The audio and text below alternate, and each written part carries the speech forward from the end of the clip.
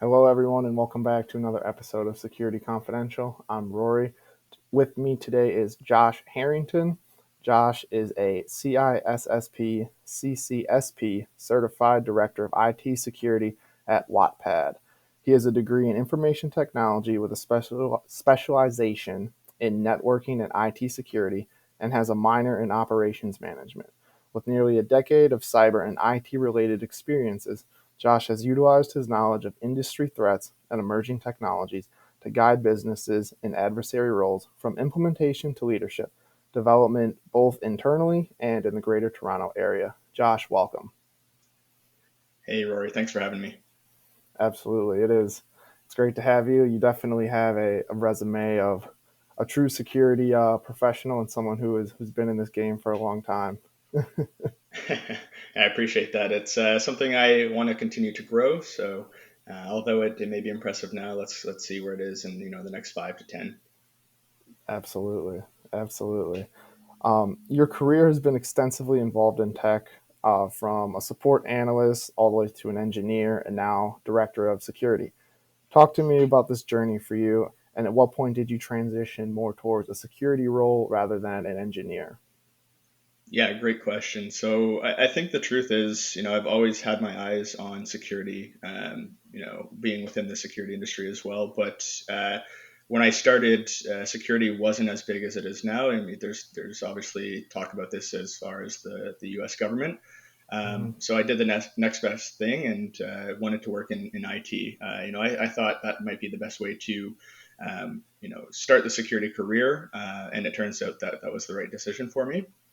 I've always been keen on things like automation and coding, and so that's where we start to see the software engineer as well. I think that that's a great avenue for solving problems, and certainly early in my career, that's what I did, to the point of automating tasks at work, where I was able to start to research in areas that I had a keen interest in. I then tried and I thought about software engineering as a career, but all credit to individuals who can do that. For me, staring at a screen and code for a week straight was a challenging task, and I actually Hmm. found that for me, it's problem solving that I like, and I think that's what you see in security. It's a lot of problem solving, and it's constantly Right. changing. And the same thing within my career in terms of consulting. Hmm. You see a lot about the challenges, and then you solve those from a business perspective as well as a technical perspective. And for me, I think every day that makes coming to work and doing my job a lot easier, to the point where it doesn't necessarily feel like a job. It's more of a passion. I got you. Yeah, that makes total sense. Do you think that, with security, there is that more of a challenge and every day is kind of, it's shifting. You never know what you might come in for or what the day might hold for you? Yeah, I mean, I think if we look in the past 2 years with SolarWinds and Log4j, those are certainly events that have caused a lot of individuals to shift their thinking and to, Hmm. approach each day as, hey, what's the new challenge going to be, and how do we think towards the future and be proactive in solving it. And so I think having that ability to go into work and know, hey, this is what I'd like to work on, and in some cases, doing a 180 and figuring out, okay, this is what I have to work on, certainly adds to the job itself. Gotcha. Gotcha.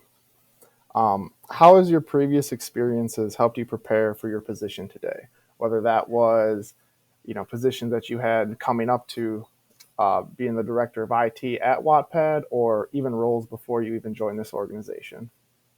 Yeah, I think if anything, my previous experiences helped me to become a well-rounded practitioner, and I think that's a theme that I'll probably speak to in these conversations, and I typically speak to when I meet people in person when they have questions around my career as well. Hmm. When you think about it in terms of security, you're working with everyone in an organization that implements security and IT. What I'll say properly is you need to be involved from the start to the end, right? So whether it's threat Right. modeling and understanding the projects that are being put forward, to let's say continuous security once something is operationalized. Um, the positions that I've held have allowed me to understand that and build the relationships, both managing my team as well as the stakeholders involved. Again, if we look at the career that I've had, IT support and software engineering is really understanding code and product and the user's experience. Right. Consulting is rapid exposure to a lot of things. And then, my before Wattpad, it's even a company where growth was through mergers and acquisitions. And so you have to Hmm. have a keen understanding of taking something that exists and bringing it into the fold of your organization, whether that be people, process, or technology. Yep. And then, today working at Wattpad, which is a very user-centric platform, there's a lot of perspectives that I've gleaned that have helped me in this position to properly position my thoughts and projects, as well as to explain to end users, the need for security. So I Hmm. think from that perspective, that experience has been it continues to pay dividends. Gotcha. Yeah. Do you think, when you're looking at someone who's maybe a CISO or IT director, whatever the title is, but they're at the top when it comes to information security at that organization, is it more beneficial to have someone who's had experience from the bottom floor all the way up to the top, or someone who just kind of comes in, has maybe a certification here, a certification there, and doesn't have the hands-on experience, but maybe has more of that kind of leadership and certification backing? Well, I think the thing that really sets someone apart is their ability to want to learn, right? You can have, and I've Hmm. seen, especially within cyber, which I'll say is relatively new within the industry.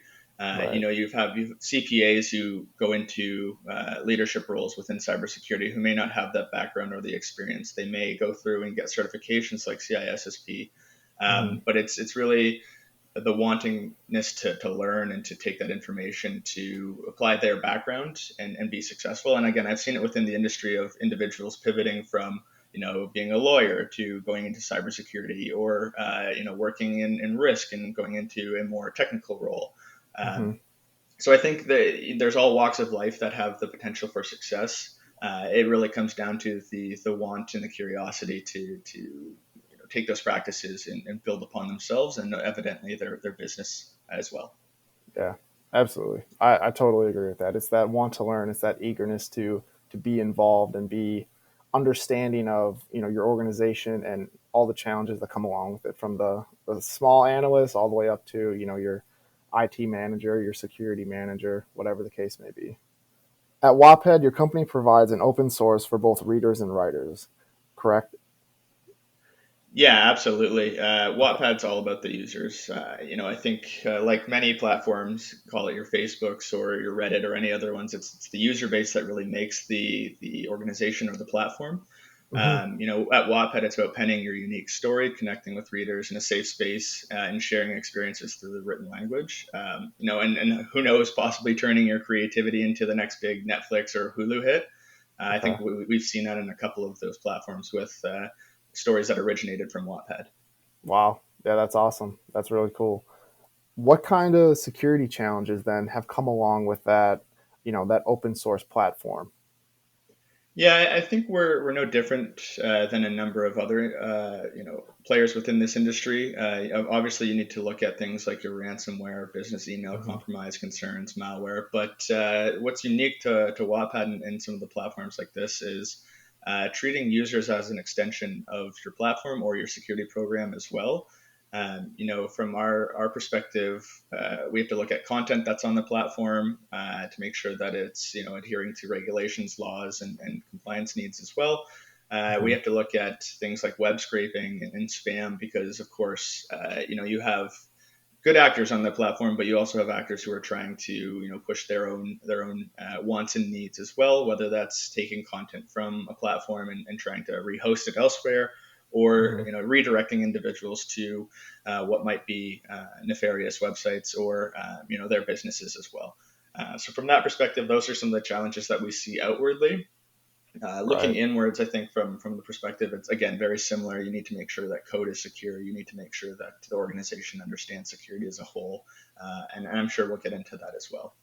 Yeah, absolutely. I think one thing that you hit that even I wasn't really thinking about prior to asking that question is that as much as you're trying to protect your data from people coming in and trying to do malicious things with it, you also have to be cognizant of the fact that people might be coming in trying to take things out, like you said, like things that you might not even realize, whether that's your content or the other stories that writers have put on there, and put it on their own platform. I think that's something that is definitely unique to your role and to your company.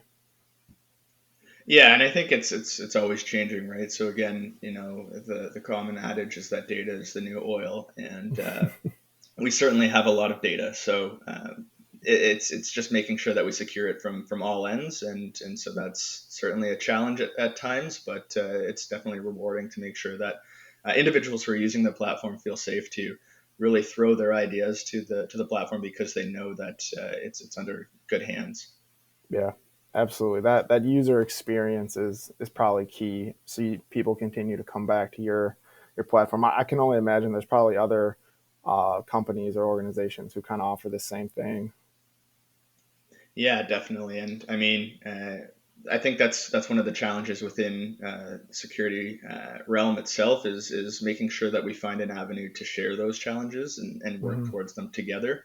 I think security typically has been seen as a clandestine operation where you hold things close to your chest. But Right. I would love to see in the near future the ability to share findings, and whether that's through conferences or otherwise. I think that's something that we as security practitioners need to potentially open up to. Yeah, I think that's a great point because it's a lot of times, what sets you apart is maybe your ideas or your technology or whatever you've been able to develop as a security provider. So, how do you make that, common knowledge at the same time, still turning a profit, still retaining your customers and growing at the same time? It's a paradox for sure. Absolutely. If a small company brought you in to build up a security program, what are the top three areas you would start with? Yeah, I think this is another great question, especially as we see cyber start to grow, and your mom and pop shops should start to think about security as best as they can as well. Hmm. There's thousands of products all aiming to solve the same set of problems, but my recommendations would be typically less so around technology and around the people and process. So. For me, I think it's important to build the relationship and crawl the organization, similar to website crawling or scraping. Hmm. You're going to find a lot of the good things, but you'll also find bad practices. You'll find potentially old pen test reports, audit reports, governance structure. Really understand the business needs, and you get that through conversations with individuals, which I think Right. is absolutely the foundations that need to be started before you look at a lot of implementation. Um, Secondly, I look for planning for foundations. So this is a little bit more technology centric, but it's establishing policy, things like foundational alerting and reporting. Hmm. And then, I think the thing that is well known, but maybe not well understood is cyber training for the organization. Right. I think that creation of the environment for training allows you to build upon, what is something new. You're typically going to be strapped for individuals and potentially financial resources. Hmm. So it's very important at the start to look at positioning your program as a program of champions, right? Cybersecurity Right. champions. That'll at least help you until you put forward your business cases for additional headcount or Hmm. financial improvements, right? So I think from Yep. that perspective, it's reiterating it's building relationships, establishing foundations, and then creating an environment of training and champions. Yeah. If we're and Absolutely. then sorry, just to go back to No. that as Yeah. well. Go I mean, ahead. if we're speaking strictly on technology, and I think we can get off of that as another topic is asset and data management, alerting and logging, and then incident readiness. So all of those I think plan into a phased approach as well. Yeah, definitely. And I think, you hit it on the head with kind of that partnership where, you hear it all the time in cyber and in security, how it's not a technology problem, right? It's a people problem. Well, that people problem isn't necessarily just in your organization. It's that ability to communicate with maybe your security provider or who's running the security in that organization. It's got to be everyone's got to be on the same page. And the more well-rounded you are, the more working as one you are, that security problem is going to go way down. Yeah, and I think within the organizations that you're in, or actually the industry as a whole, it's about listening. Often Hmm. when you just listen, you're going to find the individual is going to tell you about some of the problems they're seeing. I know just in having conversations and one-on-ones with people at our organizations, even today, I'm still uncovering potential risks or areas of improvement. I don't think that's ever going to change. Right. If you're in an organization without risk, then let me know what that organization is. Yeah, I couldn't agree more with you there. um, So I guess we'll just build right off that. What kind of security tools now are must-haves for an organization of any size? I mean, mom and pop shop to your Fortune 500s. What are some of the ones that you think are must-haves?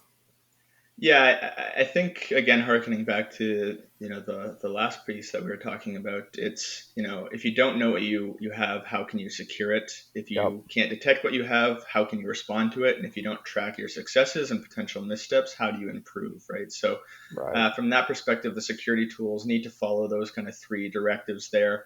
Depending on size and the financials that you have within your organization, be it a mom and pop shop or a large enterprise. Mm-hmm. I think those tools, I won't, name a specific one, but I think those tools need to consider those three components, right? And as I said, Right. there's a litany of tools out there. You just need to be able to think about those three questions when you are assessing the tools that you're bringing into the organization. Absolutely. Yeah, that makes sense. When we're talking about the future of IT security, where does your mind go? What kind of challenges do you foresee? And on the flip side of that coin, what kind of solutions do you see to those challenges? Yeah, that's a great question. I think there's potential that we probably won't get to all of them here. I think within cybersecurity, you're often thinking about a lot of items, especially in my role when I'm thinking about it from both an IT and security perspective. Right. Cyber is increasingly hazy. Looking towards the future, I mean, we can look at things like quantum computing and blockchain as buzzwords that people are looking at, but I think you can't really tackle the problems of the future until you're also looking at the problems that we're not solving today, right? Yep. And if I were to look at that in terms of the future, I bring it to data, human capital, automation, Mm-hmm. and then third party risk. I think are four areas that need to be discussed. And I think when we think about data, it's what's accessible to your team internally, but then also thinking, what's accessible to threat actors, right? There's a lot of Yep. services that might open up free accounts, which allow them to glean some information about your organization. Um, we see increasing targeting for organizations, especially, even if we're looking at an individual company or an industry as a whole. I think what we used to see is the shotgun approach of let's just throw the latest vulnerability or exploit at organizations, and now we're moving towards that. For lack of a better analogy, the sniper rifle approach, because you have the information to start to be directive. Obviously, it doesn't mean that the shotgun approach is outdated, but it gives them an Right. additional weapons in their arsenal. Right? When we have data, we're able to glean a lot more. And I think that you get that visibility and kind of looking inwards. Organizations previously have seen cybersecurity and the costs associated with cyber as a cost center, right? It's been Yeah. something that they need to throw money at because it'd be nice to have this protection. Whereas now I think we're transitioning to a time when it's not a nice to have, it's a must have. Um, Mm-hmm. I think again, looking at adages here, it's not if it's going to happen, it's when it's going to happen. But for me, Right. it's how are we going to respond when it happens? It's going to happen, and you need to be able to understand how to do that. And I Mm-hmm. think data is going to play a massive role as part of that. Um, Kind of transitioning that into what I said about human capital. It's about bolstering your individuals to make sure that they have a wide set of knowledge. It's making sure that they're not eyes on glass, looking through and parsing through heaps of information when they need to be able to make the decisions. I think that's where we'll start to move towards is decision making, and less so the potential for analysis. Of course, as I said, that's still going to exist, but Right. um, I think it takes a village, and human capital is extending cyber to the entire organization. When you think about it, even your marketing team should have some kind of cybersecurity mindset, Yep. whether that's pushing forward a tool, or it's making sure that you're letting the industry know that cybersecurity is something as an organization you take seriously. Yep. So I think that's an important piece there. No, absolutely. I mean, you're the expert here, so people, this is what we want. I mean, people want to hear from you. And I love everything you're saying. I think if we see a kind of a repeated pattern here, where it's the person at the company who cares the least about cyber or is least cyber security mindseted that's the dude who, that's as strong as your security is right there, that individual. If he doesn't care, then as a whole, it's like it doesn't matter, because that person could be the guy who opens that link or goes to that malicious site or whatever. And then if you don't have the tools in play to counteract though, that action, what are you going to do? And I feel a big question, or something that I like to talk about all the time with people when I'm, talking cyber and talking security is, if you don't think this service is, you don't need it, or whatever the case may be, what's your plan if this bad thing does happen? Where are you going to go to fix the problem? And I think that's really the best conversation to have, because then you kind of can, people can discover for themselves that, hey, well, maybe I don't have a plan. Maybe this isn't going to work. Maybe this isn't a good idea to just rely on, in-house measures or the local IT shop, right? Yeah, absolutely. And I think you've touched on maybe the third party risk piece, right? So it's no Mm-hmm. secret that the world's continually converging on collaboration. There's tight knit relationships in cybersecurity. There's tight knit vendor relationships that exist. And through that, you start to form almost a cybersecurity mesh with your vendors, your partners, your users, whatever. Right. And I think we need to extend past your typical brick and mortar security and start to think about those individuals, because hey, if your vendor gets popped and they send you a link, there's an inherent trust that you have that what they're sending is related to the business you have with them. Right. We need to look at how we assess and consolidate these risks together, and as I said, share and communicate these findings almost like a unified security operations center. Mm-hmm. And I think it's only through things like these distributed decisions and coming together that this mesh starts to make sense and allows us to proceed beyond awareness and towards reduction of the attack surface that we see. So those are things that I'm looking at, right? It's reaching out in some cases. My perception is that vendors are a little bit annoyed because in some cases, there's, hey, I've got to make these sales, I've got to make this happen. We're here supporting the business itself, but again, going back to that, it takes a village. The village also includes your neighboring village, right? It includes what Right. they're doing, and that might affect your risk as well. Mm-hmm. And so I think it's important to establish a relationship that goes beyond the business. And I think that's something that I continually think about. It's they're a vendor, and yes, they need to hit their quotas, but at the same time, they're trying to solve the same problems you are, and that's why you're working with them. Right. Definitely. It's a partnership at the end of the day. It really is. It's not, that traditional, we sell you this and then, let us know when you want to buy something else. It needs to be ongoing. It needs to be that constant communication. If there's gaps that need to be filled, both parties need to know about that so we can fix the problem right away. Because security is inherited business, whether that's, on your side or on your client side. It's If one person's having a security issue, it's going to affect both of you in some way. Yeah, exactly. Again, harkening back to SolarWinds and Log4j, I mean Mm-hmm. the need to reach out and actually just seeing even on your LinkedIn page, just seeing a number of people posting about, hey, I found this resource, hey, this company is doing this, and taking all of that information and again, you're leveraging the information that's readily available to make sure that everybody is staying on that same trajectory. Right, right. What are some key points you work to hammer home with your employees regarding security mindset? Yeah, so I think this is another good question, but it's a tricky one in that Right. you have individuals from all walks of life with all varying technical prowess as well as business prowess as well, and Mm-hmm. for me it's making sure that they understand that security isn't the house of no. For me, it's the house of yes if I want to Right. do this, I want to implement these things here. Okay, well we can do this. Here are some of the risks that exist. How are we going to mitigate them? These are the Mm-hmm. controls that need to be put in place. It's about thinking of almost rudimentary in some cases where you need to have your messaging be clear and bring everybody up to the same level, but Mm-hmm. also understanding that the business is going to have some churn, right? There, it's just Yeah. that's part of life, and making sure that your message remains consistent across different employee life cycles.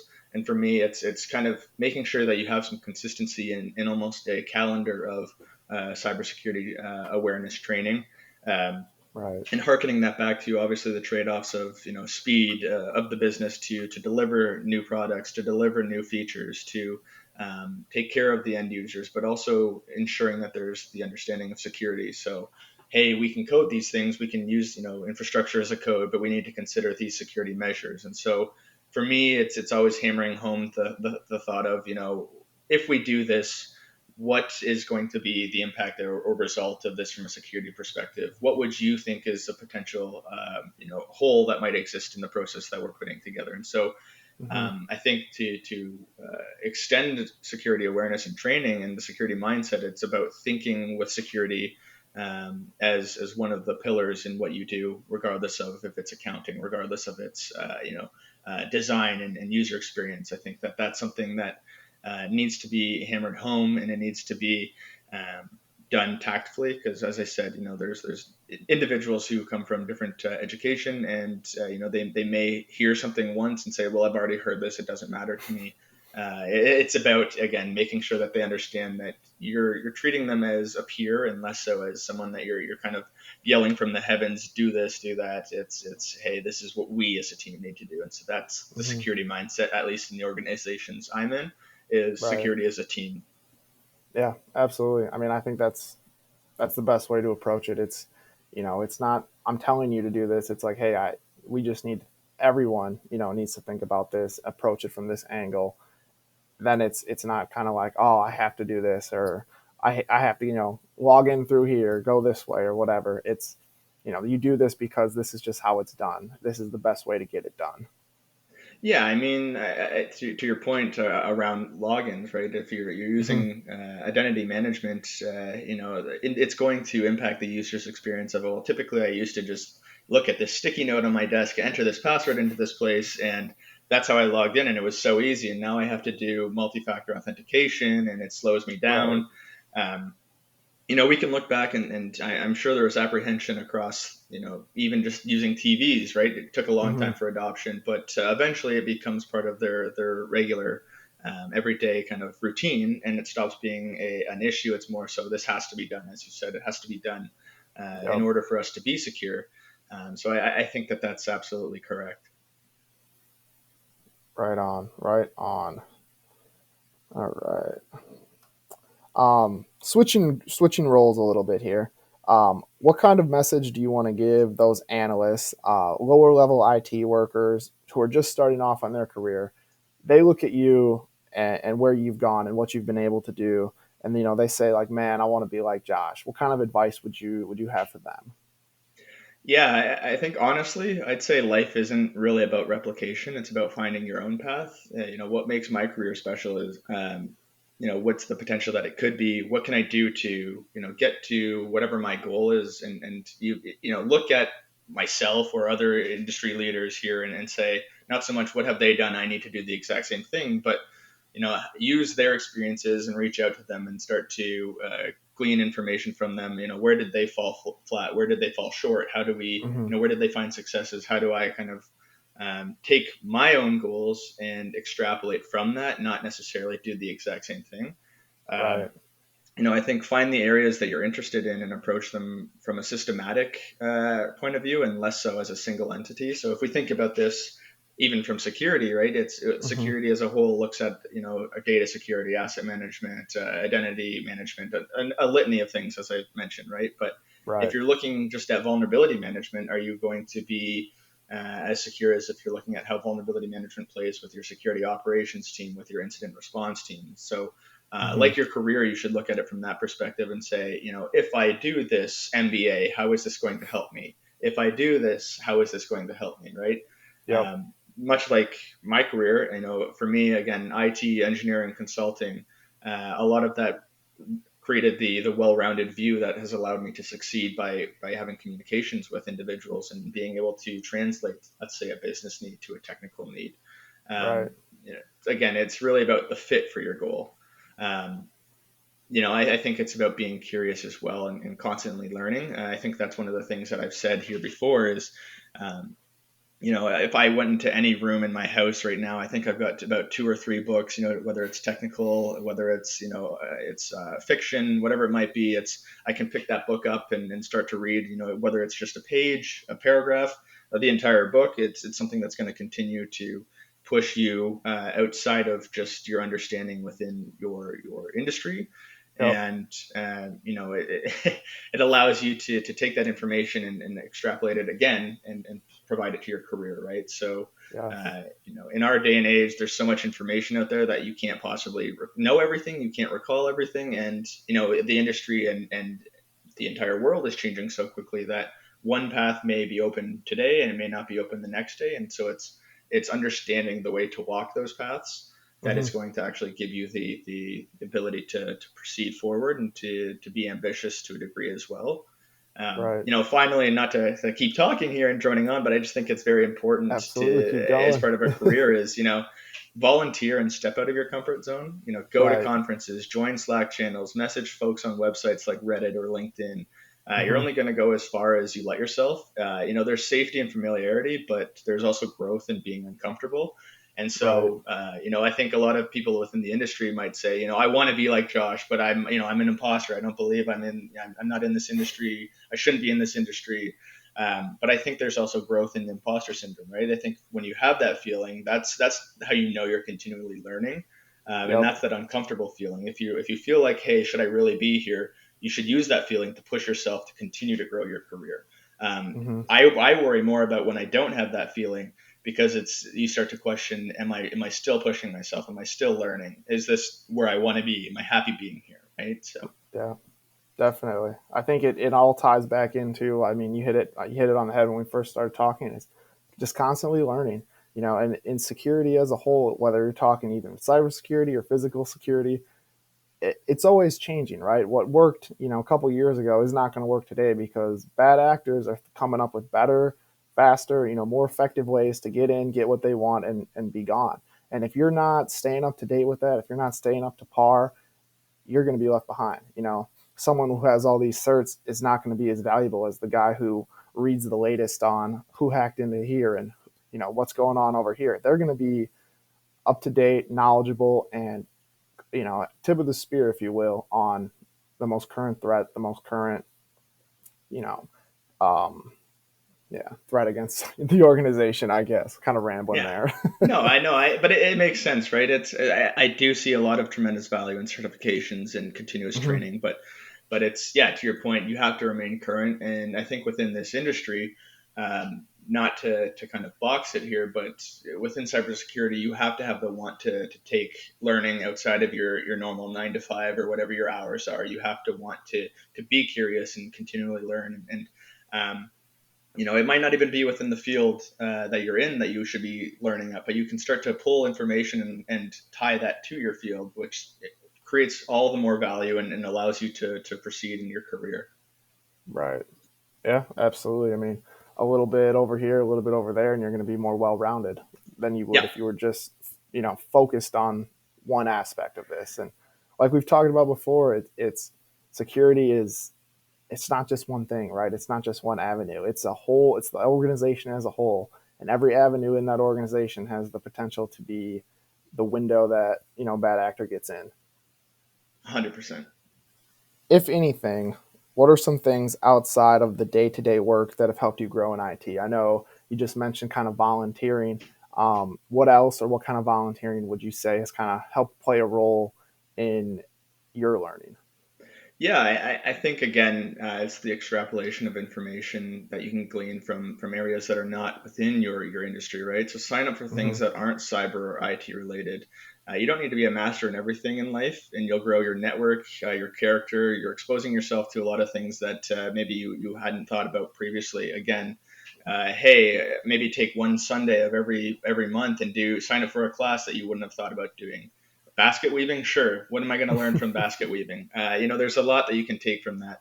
The Yep. industry and your life, in fact, is going to be about relationship building. It doesn't need to serve a purpose all the time for progressing your career. But that said, a lot of people make careers out of connecting like-minded individuals and that Yep. systematic thinking. Again, let's look at this from something that I'm passionate about in hockey. How does someone who loves hockey work with someone in data science, and then boom, we've got hockey analytics. And now we have a lot of organizations are looking at the analytics and underlying components Yep. of players when structuring a team. But the truth is, I don't have all the answers. but I do my best to connect with and learn from everyone I meet. And I think that that is a key way to continually grow. Ask people about themselves. And as I said, listen. And if you truly listen, you're going to find a lot of information that you can, use from Susie Q to talk to John Doe about, and John Doe allows you to talk to Jane Doe, and now you've got a network that you're building here of like-minded individuals, or you can connect them together, and I think that that's very powerful. And Yeah. people will remember that, right? They'll remember, hey, that's Hmm. Josh. He's the person who introduced me to this person, and now I've got this business with them, and I couldn't have done this if I didn't meet Josh. So Right.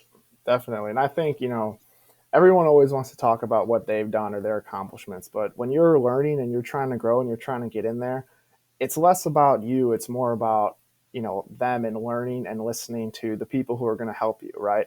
Giving them the opportunity to give you that advice or to give you that knowledge that maybe it won't help you get this, exact job or this exact, want that you're going after right now, but that knowledge might come in hand down the road, just like you said with, Susie leads you to John and John leads you to Frank, and it's all about that network. yeah, and I mean, I'll be the first to say that I see myself as A, competitive, and B, ambitious. But Hmm. there's a certain amount of patience that you garner from listening to people and understanding. It's going to help feed that competitiveness, that ambition to move on to the next step, to move to where you see yourself in 10 years, right? And when someone Right. asks me that, it's really my answer is, right, where do I see myself doing the same thing, and where is the organization taking me? Who knows? I'm just going to keep listening, and I'll move as things start to make sense as a result of it. Right on. Nothing better than that, honestly. Yeah. um, so I imagine you have a lot of input when your company looks to bring on new IT cyber employees. What are some bullet points that are a must on a resume for you to even consider that individual? Yeah, so the old resumes and cover letters. I might split the room or the listeners here. Maybe it's a new way of thinking. Obviously your resume needs to match the job description. If I'm looking for technologies, tools, an analytical person, someone who's willing to continually learn. I think that's a theme that we've had here in our conversations today. Hmm. But I'm looking for on a resume something that tells me about you briefly, quickly, right? Right. I'm looking at within the job itself, 5 technical skills, 5 soft skills, whatever that might be, and rarely am I looking at cover letters. Again, I think that's maybe a new way of thinking, but there's a pool of 100 people. There's a lot of individuals, a lot of tools, a lot of very similar technologies that individuals might have access to. Hmm. So for me, it's the ability to quickly take on new work, to quickly learn about technologies. Right. As I said, we've talked about, certifications are great. It shows that you have the ability to take new information and learn about it. Even better if those certifications have an application or a practical aspect to them to show that you're not, someone who can do multiple choice really well. Looking at things like their personal projects and what are they doing outside of their job. Because I'll be honest with you, there's a lot Hmm. of positions in the industry that have very very similar resumes and resume templates, and what you're looking for, what you should be looking for is what makes me stand out above the templates. If I am using a template, what is going to make my template and my information that is potentially the exact same as this other person who I'm up against, Right. what's going to make me stand out? And I think that from that's what you should be looking for. And beyond that, you're selling yourself to me through conversations in the next step of the interview process. Yeah, definitely. I think one thing that you hit on that I really didn't even think about, but then working here at Dark Rhino, the tech guys, they opened my mind to it, is that on that resume, it shows a lot if you can bring projects that you're doing outside of work. Maybe it's you're working on, I forget, the Raspberry Pis, right? Or you're making like a Pi hole or something that's going to help your home network or whatever, right? That shows that initiative, that willingness to learn. That kind of is. It's not, oh, I have this certification because I watched the videos, then I click through and now I'm, Net Plus certified, right? But it's someone who does something that nobody's asking them to do, and they're doing it strictly for themselves or strictly because they want to explore this or they want to learn more about this or they want to know how to do this. Yeah, again, that's exactly it. Again, the home network, right? Is Hmm. hey, did you tell me about the media server that you set up? What were the challenges that you had? Why did you choose some of Right. the software you chose? Oh, you wanted to know about your smart devices and the metrics they're collecting on you, so that you can get a personal best on your lifting, on whatever it is. Like, to me, that's what really sets someone out. Is they're again, we're going back to the same theme. You're wanting to learn, your ability to take on projects that are outside of your 9 to 5, that really shows to me that you care about the industry beyond what the paycheck gives to you at whatever the interval is, right? And so to Yep. me, um, I love seeing that, and I love a team that is capable of doing things on their own. I would say I'm the furthest from a micromanager, in that I want to enable my team to make decisions, to make them Hmm. fast, and to fail fast as well. Again, I think that's a commonality with things in agility, but truly, I think that there's saying that you want to be agile, and there's actually putting your the money where your mouth is, right, and saying, hey, Right. we did this, it didn't work, all right, let's move on, we've learned from it, right? And so same can Hmm. be done with projects. And again, I want to hear about I did this within the interview process. I did this and I failed spectacularly, this is what I learned. Right. Because I need to know how someone works in a time of duress or stress, and how do they think about things, how do they move forward. Hmm. And I think hearing about failures is a great way to do that, because I'll say the same thing in terms of when you're telling stories to friends. There's no bad story, there's lessons learned about it, right? Oh, I got hit Yep. by this car, well, I learned maybe I should look both ways when I cross the street, right? So I think Absolutely. there's a lot you can glean from that. Yeah, and I think that failure part is huge, and that's something that doesn't really come up a lot, especially in an interview, right? Because why would you want to tell this person who is looking to hire you like how you failed? But then you flip it around, and it's like, well, I learned this, and I know not to do this, and failing fast is something too, where you want somebody who, as soon as it's not going to work, they're like, okay, we need to change tactics, we need to do something different because this way isn't going to work. And I think in IT security, anything related to you know our world, it's you got to be able to change directions fast, because if it's not going to happen, we got to find the way that's going to make it happen. That's it. That's exactly it. All right, so last question for you. I mean, kind of touched on it a little bit, but what's next for you at Wattpad and cybersecurity and life, whatever. Yeah, I mean, there's a lot going on, but I think it's a little bit early to consider, from a career perspective. Hmm. I think, especially with Wattpad, and obviously during this conversation here, still being there, I am happy with the culture, happy with the role, happy with the team that we're building. So, I haven't been here too long. I do see a future with it, and building out, the program itself.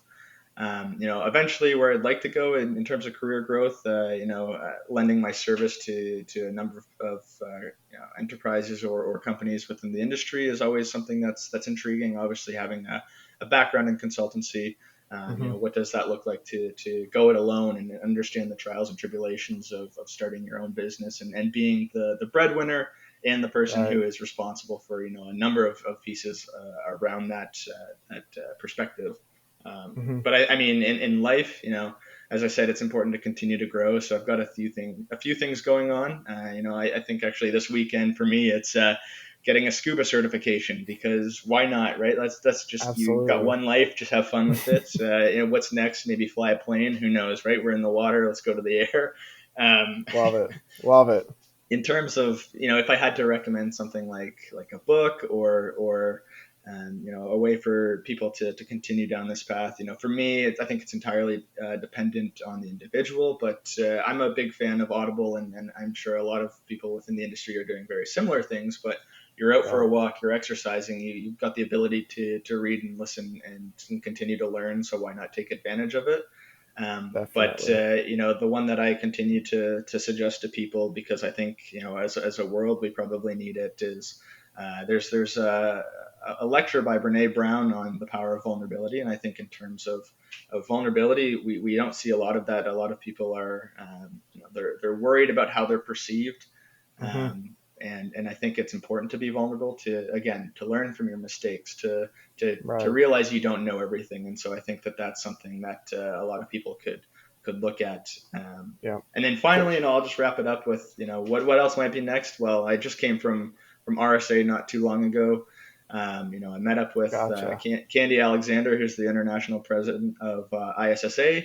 Wow. Join their cyber executive forum, and who knows, maybe start a chapter up here in Toronto as well. That's Again, it's awesome. continual growth, continual learning, and maybe taking on a little bit more than you're comfortable with, but Mm-hmm. again, growing from that.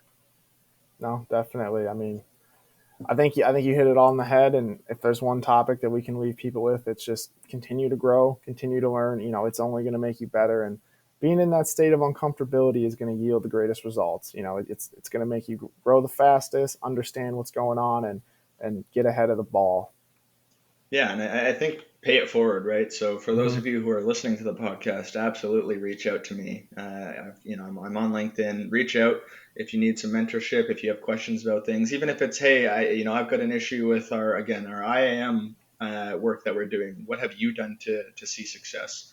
Again, I think from my perspective here, if I can leave anyone with some information, is reach out, be vulnerable, ask questions, continue to grow, and I think that's where you're going to see success and kind of break down those walls that are artificially built up as a result of being in this industry.